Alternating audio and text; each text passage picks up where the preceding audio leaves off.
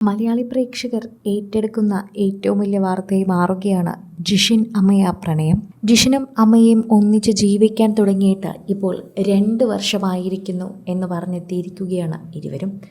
ആ ആഘോഷം എവിടെയും ആരെയും അറിയിക്കാതെ ഒളിപ്പിച്ച് നടത്തിയിരിക്കുകയാണ്.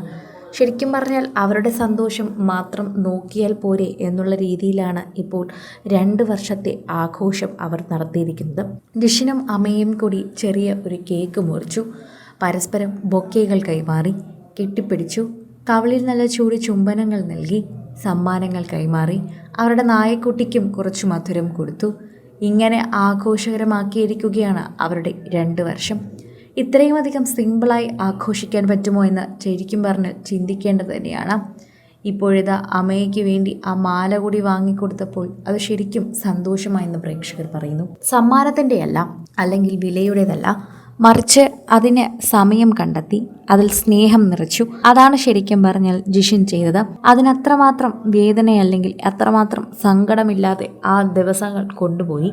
2 വർഷം എന്ന് പറയുന്നത് തൻ്റെ ജീവിതത്തിൽ അത്രമാത്രം പ്രിയപ്പെട്ട ഒന്നാണെന്ന് തിരിച്ചറിഞ്ഞ് അതിനെ വളരെ സന്തോഷത്തോടെ കൊണ്ടുപോകാൻ ജിഷിന് സാധിച്ചു. അതുകൊണ്ട് തന്നെയാണ് ശരിക്കും പറഞ്ഞാൽ പ്രേക്ഷകരുടെ അടുത്തേക്ക് ഇതെത്തുന്നത്. അത്രമേലുള്ള വാർത്ത തന്നെയായി ഇത് വേഗം മാറുന്നതും ഇതുകൊണ്ടാണ് എന്ന് പറയുന്നു.